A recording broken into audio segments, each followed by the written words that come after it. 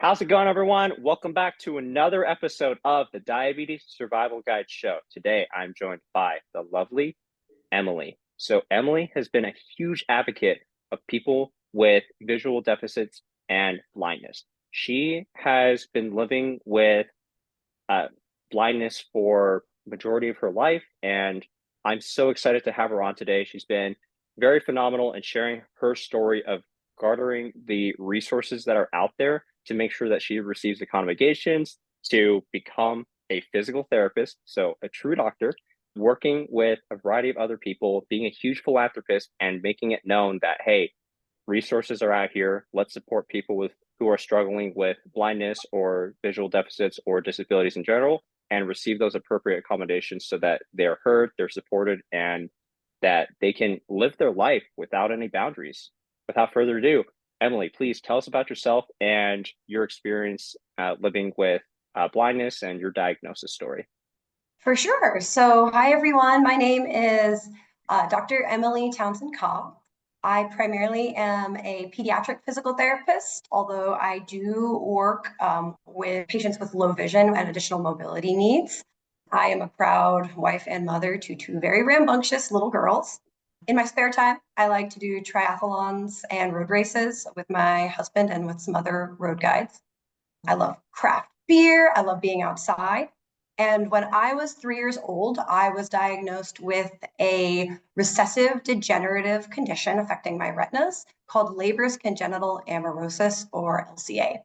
Basically, the rods and cones of my retina die without being regenerated or replaced, leading to eventual blindness.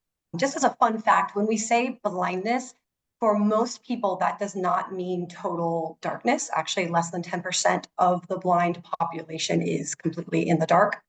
For myself, my vision loss was pretty gradual, most of it occurring between the ages of 13 and 17. And then I had another big dip between the ages of 25 and 30. Present day, I have light perception. I do have some color distinction, which means I can see blue versus yellow, but I really wouldn't be able to distinguish blue versus green, let's say, because those colors are closer together. And I also can see some movement. I often describe my vision as Swiss cheese vision. If I move my hand across my face, sometimes I can see it in a very hazy way, and then other times it almost completely disappears. Depending on where someone is standing in my visual field, I can see you better, worse, or not at all.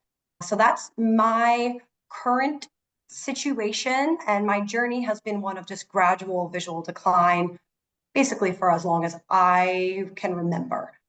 There's some advantages to that. When you lose your vision gradually, especially as a child, you get to learn things like orientation and mobility skills, like how to use a white cane and get around without using your eyeballs. You also learn skills like how to read Braille, how to use adaptive technology like screen readers or voiceover on phones. But there's an emotional side to gradual vision loss where it's just like life's not a sprint, it's a marathon in that sense, right? It's this slow, gradual, constant decline. And then the fear of the unknown, knowing that I'm likely to continue to get worse and not really knowing where that ends up. So that's me in a nutshell, and where I am with being visually impaired. That is crazy. So I'm curious when you mentioned that vision for you is similar to looking through Swiss cheese, where some parts it's hazy and then other parts that it's a bit more clear. I know retinopathy, that's one of the common conditions that people with type 2 diabetes or even type 1 diabetes may develop later on. Is it, I remember some of the patients that I worked with, it's similar for them where they compared it to also looking through Swiss cheese as well, where they're looking, but then some spots it's all splotchy and other parts is a bit more clear. So just Yes. crazy things that I would like that popped through my head. Yeah, absolutely. And I know with retinopathy, sometimes one thing that's a very characteristic of my condition is a lot of light sensitivity. So if you walk from, say, your house into the bright sunlight, it actually makes you, jokingly, I call it snow blind, even though I live in Florida, but you're just blinded by the light. And even Mm. staying in there, it takes a while to adjust, but even when you're fully adjusted to that light change, it's harder to almost like this even deeper haze. And I've heard people with retinopathy also describe that kind of phenomenon as well. It's crazy.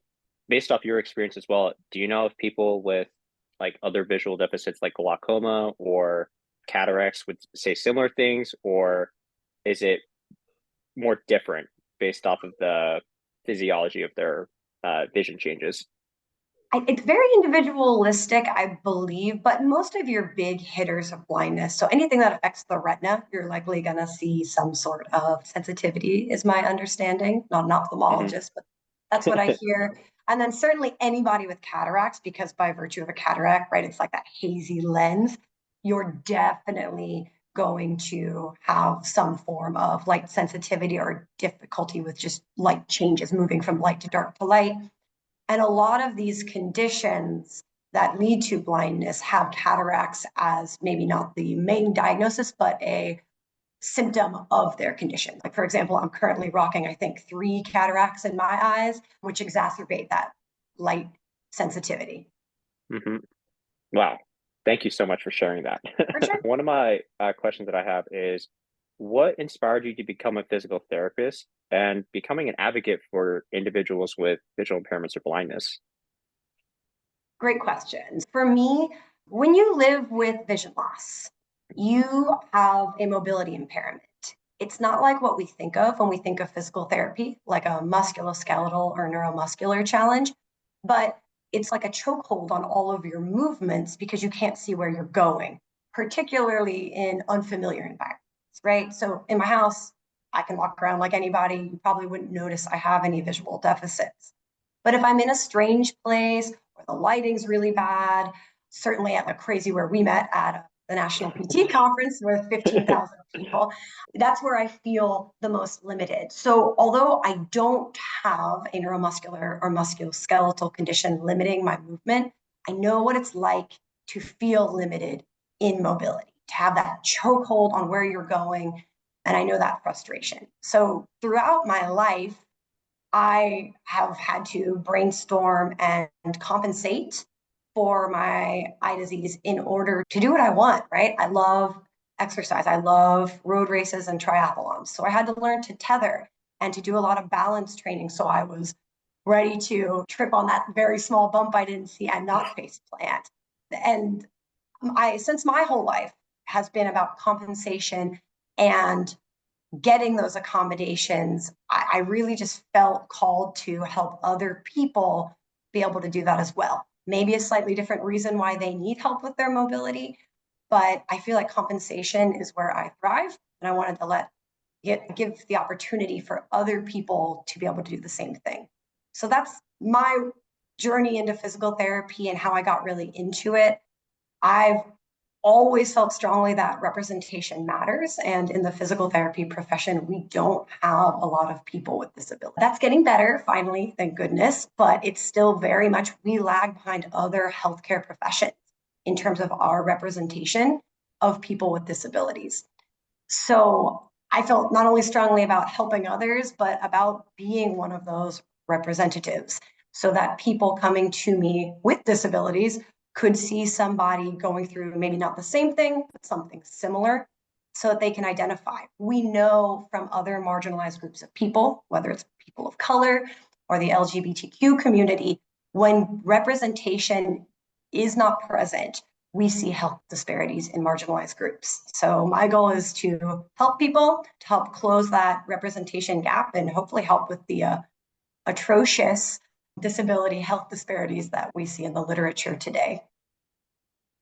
Wow, that is phenomenal. So making sure that people with disabilities can understand, hey, these other professions that are out there, it can be for them as well, saying, sure, there might not be many right now, but paving the way to let other people know that since you were able to do so, that, hey, let's get more people involved with this. Let's get the advocacy going so that more of them feel encouraged or even welcome to pursue like physical therapy or other occupations in general. That is just phenomenal to me. I appreciate that. And if you build it, they will come. And that's to answer your second part of the question. That's how I got into advocacy for the blind and visually impaired, and basically for people with disabilities at large, is through my own journey going through PT school and experiencing systemic ableism, working through some of that, I felt called to start doing things like speaking on the national and even international level about disability advocacy, particularly for employment, because of that underrepresentation. And like I said, if you build it, they will come. Because when I was applying to PT schools and like, how the hell am I going to do this? Am I crazy? I'd get on the Google and look for blind PT. And all that would come up is, how do you help blind patients in your physical therapy clinic? And I'm like, nope, that's not what I meant. And now when you Google blind PT, I think I'm usually the first thing that comes up, but there's a couple more too.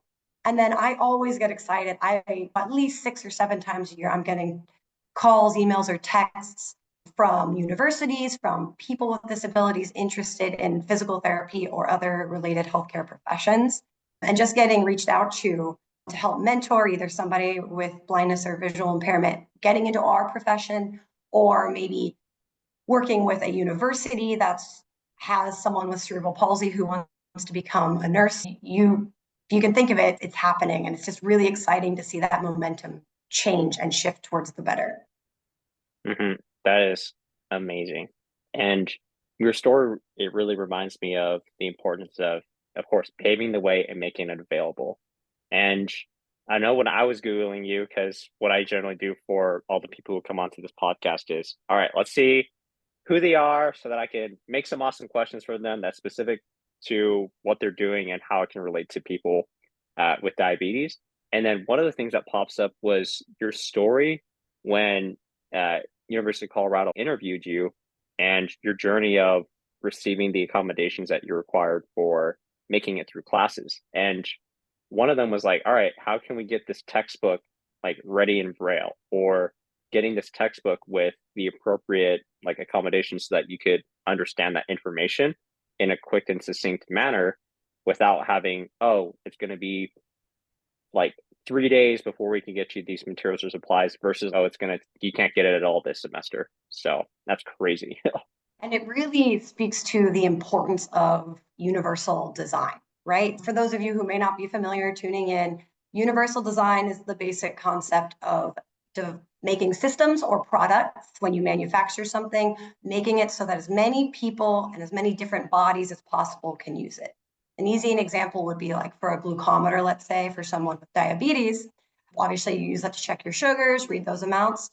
But for a long time, those did not come with a feature that would have an audible display for people who can't see. Diabetes is the leading cause of blindness in the United States. So it makes sense that you probably want a glucometer that can talk so that those people can be healthy and advocate for themselves and check their sugar.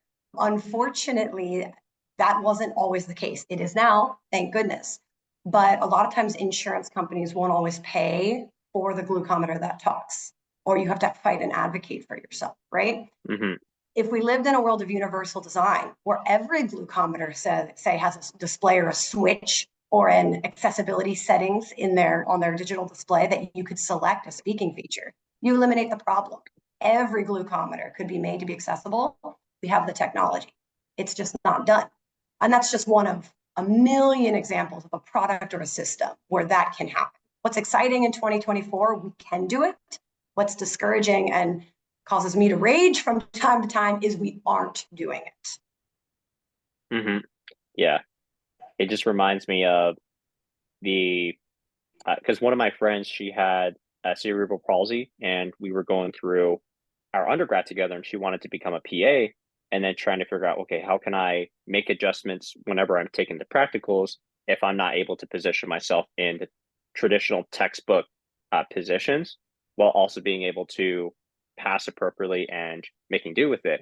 And then some of the times it's trying to figure out, okay, going to the professors to receive that support of, hey, how can I adjust my position so that I am able to perform this test appropriately because of the disability that I do have. And I know, fortunately, she was able to receive the support and help in that ways, but I could also imagine there are probably other programs that are out there where they just don't provide that support for them. It's more of a, hey, if you can't do it this way, just go figure it out. And similar thing with, unfortunately, whenever people are getting a glucometer for the first time, that they're not taught how to use the glucometer appropriately or change the settings on there so that it can read in the units that they're looking for. So some prime examples, whenever I'm just scrolling through the social media pages and on the Facebook groups, people are like, oh, is a 200 or like a 300 milligrams per deciliter like blood sugar okay and healthy? Is that fine after meals? And I'm just like,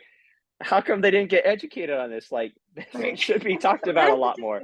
Yeah, exactly. And then in another conversation, people are just worried about, they don't know what diabetes is and how it even caused their either visual impairments or them needing to get an amputation down the road because the healthcare provider didn't teach them about doing daily foot inspections or just a whole slew of other things that it just makes it difficult. And I wish there was like this standard of care where, okay, if someone is struggling with this, here's this guide to educate them throughout their first visit so that they can feel more competent in being able to manage it appropriately versus, oh, go figure it out or good luck. Or maybe the provider forgets about it and they're left on their own to try and figure it out. And they're in a Facebook group where sometimes people don't know if a 200 blood sugar is high or not. And then it just becomes complicated in that way, which for everyone, if 2 hours after meals, and if it's a 200, I highly recommend going on a walk, doing some physical activity, getting hydrated because that is pretty high. I approve this message. Yeah. Yep. All right. I remember that you mentioned ableism, and I know for the audience who are listening to this, who are watching this or tuning in for this, they may not understand what that term means. Would you mind explaining what ableism means, Emily?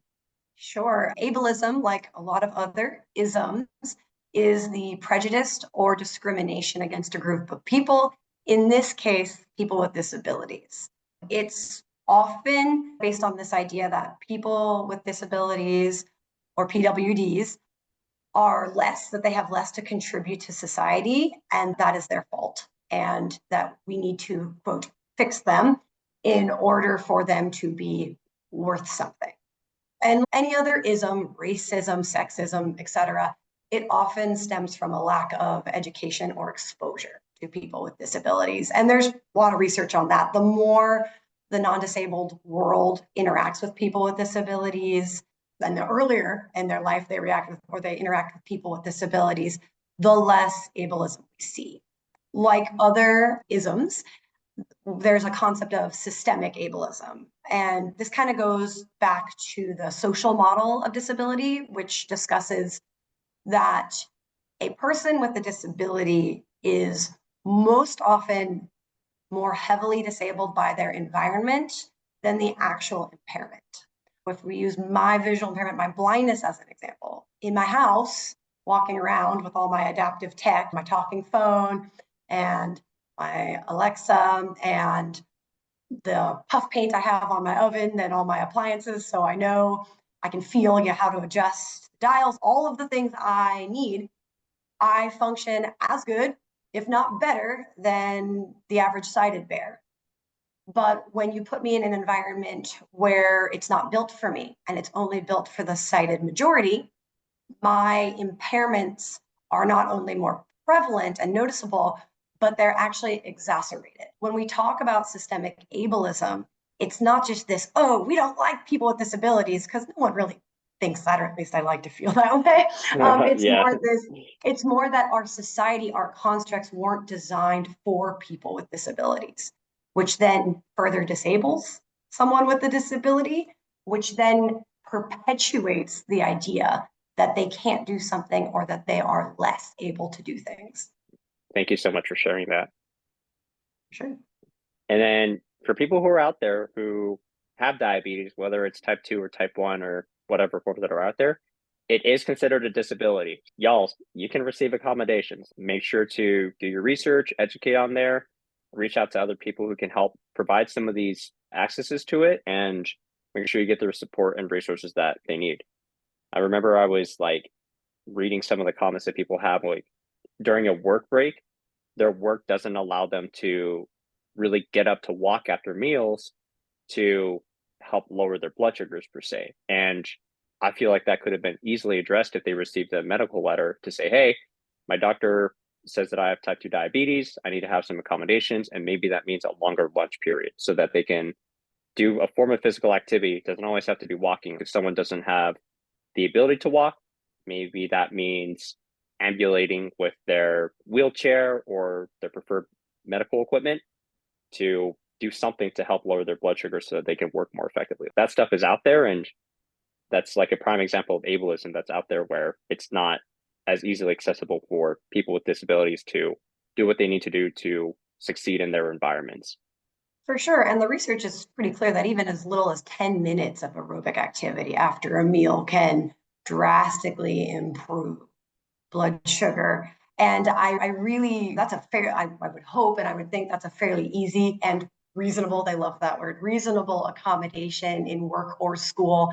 And the nice thing about accommodations is when those things start, it actually improves the lives of the non-disabled people around you, because the workplace will be like, oh, wait, you got up and walked, and not only are you healthier, but you feel better and you're more productive. Everybody should walk for 10 minutes. Let's make lunch a little bit longer. So Yeah. oftentimes by asking for what you need, not only are you helping yourself, which is first and foremost, but you're making the workplace a better place for everyone. Yeah. I remember that situation happened with one of the clients that I worked with. I gave him the recommendation of, yeah, just go on a walk after work, like after you're done with your meals. And now he inspired all of his other coworkers to go on a walk after they were done with their lunch break, or after they were done eating their lunch and they still had time in their lunch break to go on a walk. And they all felt significantly more productive and calmer and focused for the rest of their work period, which is crazy. Can spread like wildfire, which is good. For sure. All right. Emily, what experience do you have working with people with diabetes? And share a bit more of the learning experiences that you've had with them. Absolutely. Again, I work a lot with children. And so a lot of the experience I have with diabetes is working with children with type 1 diabetes. And usually I'm not treating them specifically for their diabetes, but say a child with cerebral palsy who also is a type 1 diabetic, or somebody else with a different neuromuscular or musculoskeletal condition. I have learned so much about not only the importance of aerobic activity or exercise, but also the timing of snacking and the importance of maintaining, not only keeping your sugar down after meals, but also maintaining healthy sugar levels and not, quote, bottoming out for people who are insulin dependent.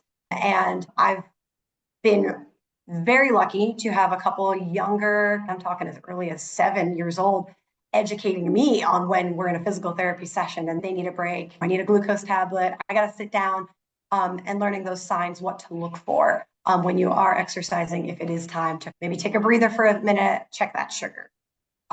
Also in my work, I work with a lot of adults with low vision on gait, balance, and mobility with related condition. As I'm sure you're aware, and we had mentioned earlier, diabetes is the leading cause of blindness in the US, and it's in the top 2 typically worldwide.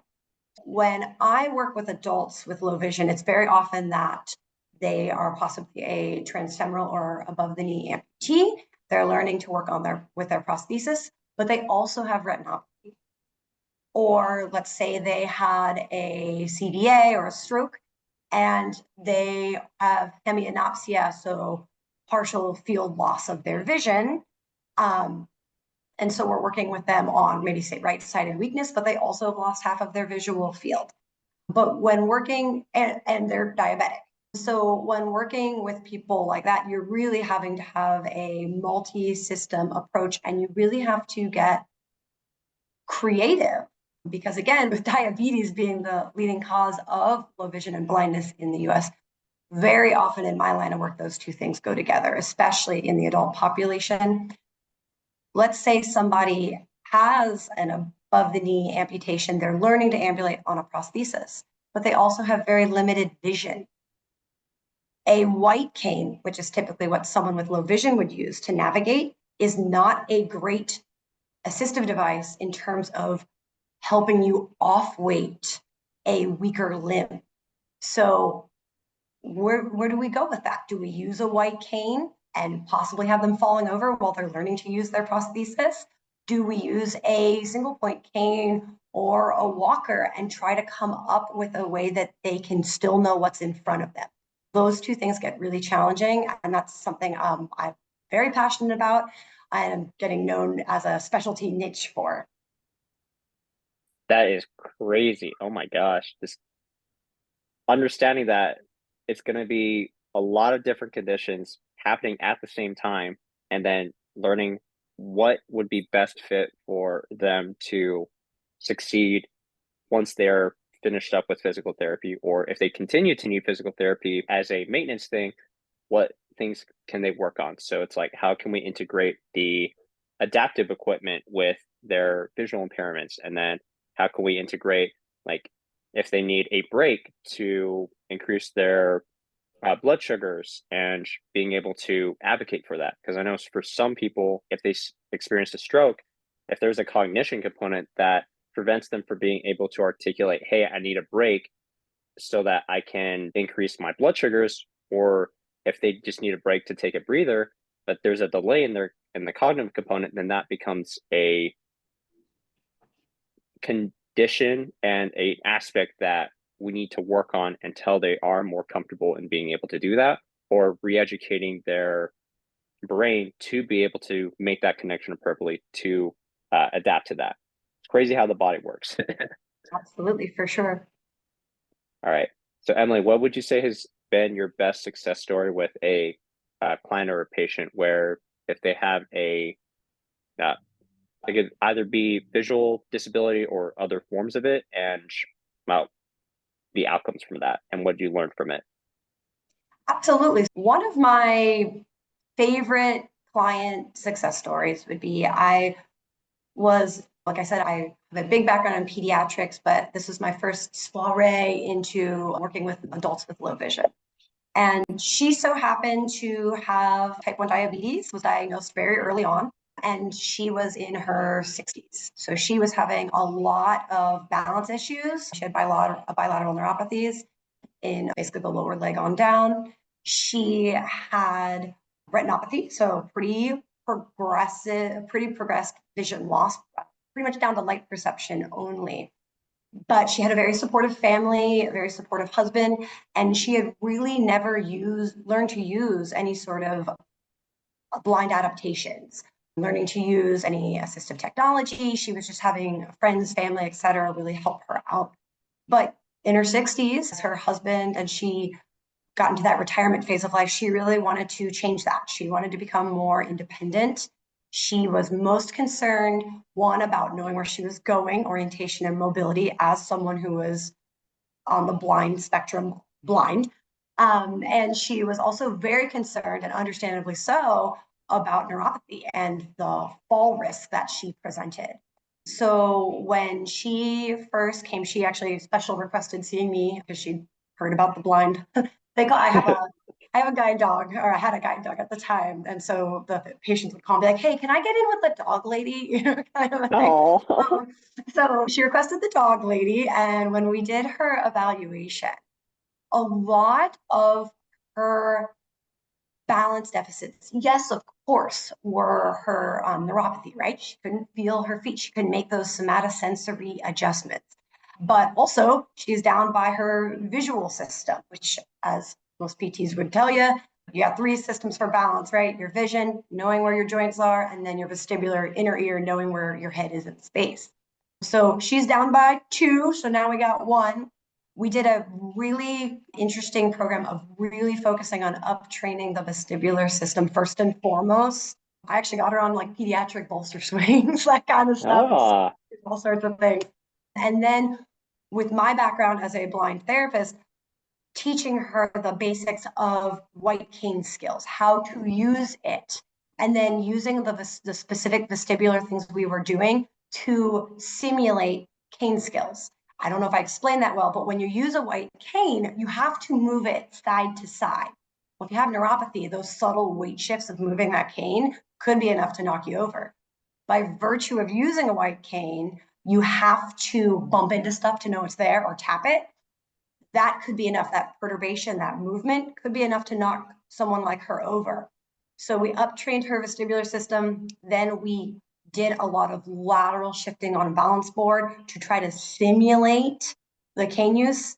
Then we did cane skills, white cane skills, I should say, on just a very level, very open surface, and then started to slowly bring all that together. And then finally introduced a less clinical, more real life setting where I had other therapists and techs in the clinic walk by her, make sudden noises, things that might make her jump as someone that can't see them coming at her. Because that in itself is a perturbation that could cause a loss of balance. And we worked pretty intensively for about 3 months. And by the end of the time, she was able, for the first time in 30 years, to go to the grocery store by herself. And that will forever be one of my favorite stories of all time. And it's how I kept up my PED skills, but then definitely started going more into this kind of low vision rehab for people with additional mobility needs. I'm speechless after that. The whole journey of, all right, there's the visual deficit components, there's the neuropathy component, and being able to integrate and maximize their vestibular system. So knowing where they are in space, and then learning how to use the white cane, putting them in simulated environments where something unexpected is creating some noise, and how they can regain their balance with that, to then being able to go grocery shopping again. That is just heartwarming right there. Oh. And I would add too, most PTs are going to pick up, let's up train vestibular. That's all she's got. Most PTs would probably come up with some really great balance exercises. But I think where having a therapist with a disability can put you at an advantage in these unique situations and at large is no other therapist is going to know how to teach you how to use the white cane. No other therapist is going to think about how bumping into the wall with the cane or that cane tapping something is going to throw you off balance, because they haven't lived it. No other therapist is going to know when you're using your cane and your elbow is straight, lock it out when you're using it, and you hit like a crack on a sidewalk, how that quick, rapid into your forearm and into your elbow could be enough to send you on the floor if you have a balance deficit, right?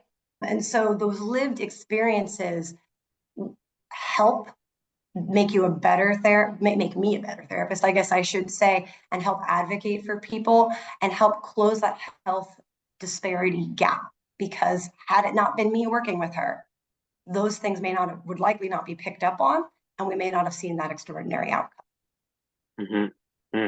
Really goes to show how impactful lived experiences are, because it also contributes to the experiences of helping other people who will be experiencing those same things too. It's hands down important that we keep on having these conversations so people can gain more awareness about it too. But being called the dog PT though, that's amazing. Yeah, my guide dog has since retired. She actually passed away a few months ago, and I'm like, I gotta get a new guide. I know it was hard, but I keep thinking like I gotta get a new one because it's real great marketing for me. Yeah, exactly. In addition to all the other wonderful things a guide dog offers. Yeah, exactly. Oh, oh my goodness. All right. So, other questions that I want to ask is, what has been the hardest lesson you've learned since starting your journey in advocacy work, being a physical therapist, and what did you learn from it? Yeah, so when I first got into the field, this could be a whole other podcast in itself, but when I went to school as one of the first blind healthcare providers in the world, there was some understandable pushback, right? People are afraid of different. And there's systemic ableism, right? Which adds to the concept or the thought that I am going to be less competent.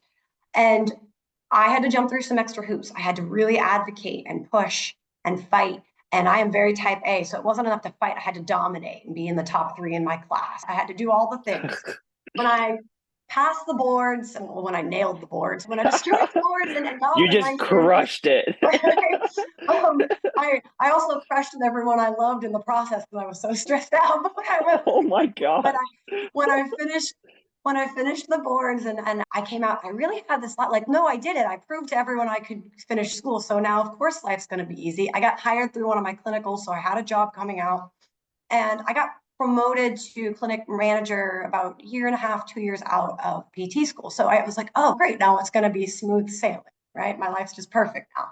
When I took that promotion, I had to enter into a whole new electronic medical record system. So a whole new system that actually ended up being completely inaccessible with my screen reader. For those of you who may not know, for those of you who may not know, blind people use a screen reader. There's several, but basically it talks to you and makes whatever's on the computer an auditory input. So you read something that says book, it's actually reading. When I doom scroll, it's just reading it out loud to me.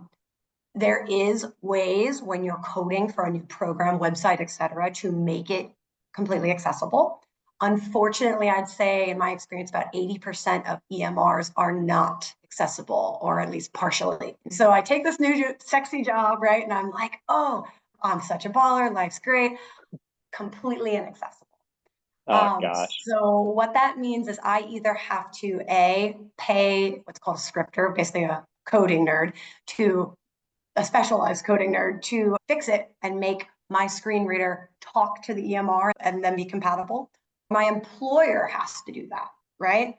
That doesn't make me very hireable. Oh, I have to pay extra money just to bring her on board. Gross. As a hiring manager, I can attest to that. And so that was honestly in my life, the hardest lesson I've ever had to learn was it doesn't matter what you do or what you've proven. There's always going to be that next hurdle because of systemic ableism.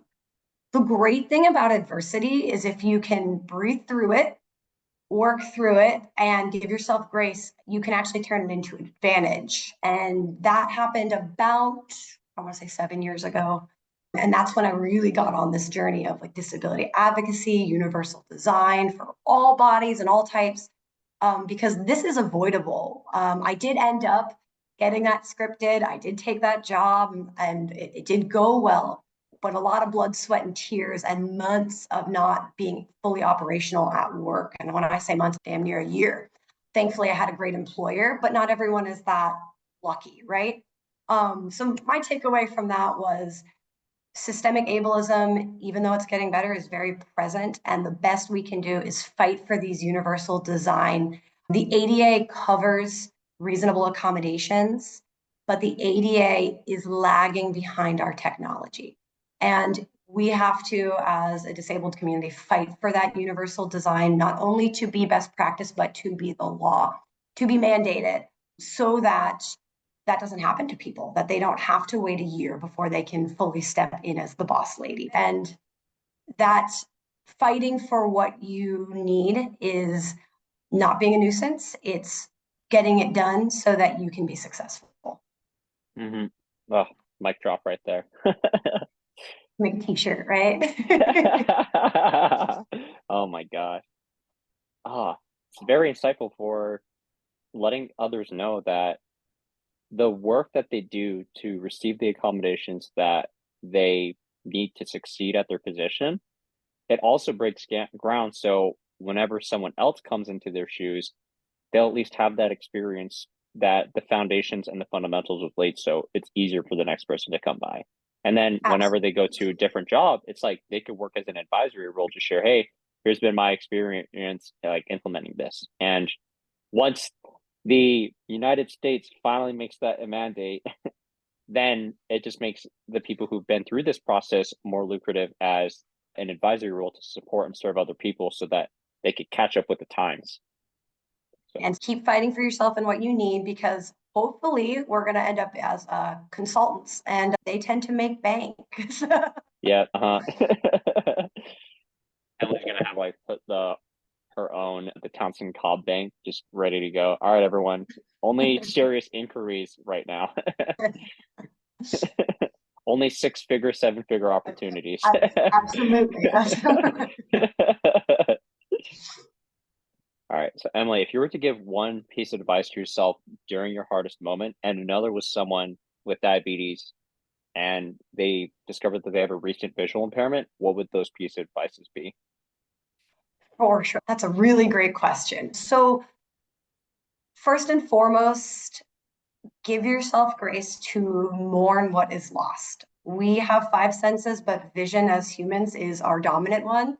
So to lose your dominant sense or to lose part of that dominant sense is something that you will grieve. My big mistake as a young child, teenager, young adult was I was very much like, everything's fine, I can handle it. And I can, but without giving myself the space to grieve that, it can definitely lead to some mental health challenges and some difficulty with being fully successful. My other big piece of advice would be that it is possible. You're going to face a lot of people that don't know what someone with a visual impairment or with blindness is capable of doing. Find your tribe. Thank God for social media, right? Because we are out there. You can now network at the click of a button with people going through something similar who can help find you the resources you need. And then my last little tidbit there would be if you find yourself recently living with blindness or visual impairment, reach out to your state's either vocational rehab or services for the blind, because they're going to be able to help you get the training you need. And if you don't know how to do that, reach out to me and I will help you figure it out. Mm-hmm. Awesome. Thank you so much for sharing that, especially with giving the time to just breathe and process what's going on instead of just trudging along and forcing it your way through whatever life has in your way. Well, and grief, like progress, is not linear. It comes in spurts, right? So understanding that process, it makes it doable. And you'll feel one day that you're barely surviving, then one day you'll be like, oh, hell, I'm surviving. And then later it'll be like, oh, shit, I'm thriving. It just takes time and a little bit of attention and gratitude. Oh, yeah, most definitely. Thank you for sharing that. Of course. All right, now for the fun questions before we're finished up. What would you say is like your ideal full course meal for food? So we have appetizer, we have the main course, sides, choice of beverage, dessert, the whole shebang. Oh man. Okay. So I'm a big foodie. Everything's got to be farm to table, like super bouge. I would say, and I'm a vegetarian too. Appetizer wise, I'm thinking like some sort of fried green tomato goat cheese thing. Sounds good to me. The meal, oh man, this is probably the hardest question you've asked me. I gotta think. Some sort of risotto. I love risotto. So let's do like a mushroom risotto. And then dessert, hands down, it's gotta be some sort of like flourless chocolate cake because there is no other dessert. And that's all I'll say about that. And then drinks, I am a big fan of craft beer or very bold red wines that'll put hair on your chest. So any mingling of that would be my ideal meal. Awesome. For your craft beers, are you more of something that's sours or more of like fruity ones, or do you have a preference or any really? I like beer, period, but I tend to stay away from the fruity stuff. Like I want it to taste like beer, not unicorn kisses and peaches. But You want the alcohol to hit you. yeah, I want to know that it's alcoholic. I really like IPAs, but I really enjoy an IPA in cold weather and being in Florida. We get 2 months out of the year where they're enjoyable. But Yep. when I can drink an IPA, that's probably my favorite. Yep. When it's time for that. All right. Emily, what would you say is your zombie apocalypse survival plan? Oh, easy. I'm just going to follow my 4-year-old daughter, Alora, because she goes hard. And I'm confident she would be the victor in a Hunger Games. She, from like climbing trees to hanging off the ceiling fan, we live off of the St. Johns River here in Jacksonville, and I'm pretty sure she wants to wrestle alligators with her bare hands. Sound She's like a true Floridian. yeah, she's not that I should brag about this, but she's the female version of Florida Man. So when the zombies, when stuff starts going south, I'm just gonna stick with her, and I'll be all right. Sounds like it's a good time right there. All right, Emily, it's been an absolute pleasure having you on the show. I'm sure the people who are listening to this, watching this, and really felt your message, they're like, I want to get in touch with Emily. We have some questions for her. We want to get in touch with her. How can they find you? For sure. I have recently gotten on these really cool, it's very new, Instagram and TikTok. Perhaps you've heard of them. But No, I haven't not heard of them before. but my handle is insightfully sightless, and kind of building a base from there with the goal of reaching out about all things blindness, disability, justice, and universal design. You can find me there. More to come on that. Be patient with me as I devise that. You can also find me on Facebook, just at Emily Townsend-Cobb. And I am forever taking DMs on questions about blindness, advocacy, anything like that. So never hesitate to reach out. I'm pretty responsive on all three of those platforms. Awesome. And then also, you can also reach out to me via email at emily.townsend.cobb@gmail.com. Awesome. And all this will be in the show notes, so everyone can check that out and then contact her that way. Flood her DMs, everyone. Yeah, flood it. All right. Thank you again, Emily. It has been a pleasure having you on here. And my closing note for everyone, again, focus on one small thing that you can do to improve your health each day. If that means taking an extra sip of water, if that means getting an extra hug from someone, if that means scrolling on Facebook to look at potential pets to adopt, whatever helps make you feel a little bit happier and improves your health, go for it. All right. Without further ado, thank you all so much, and we'll see you for the next episode.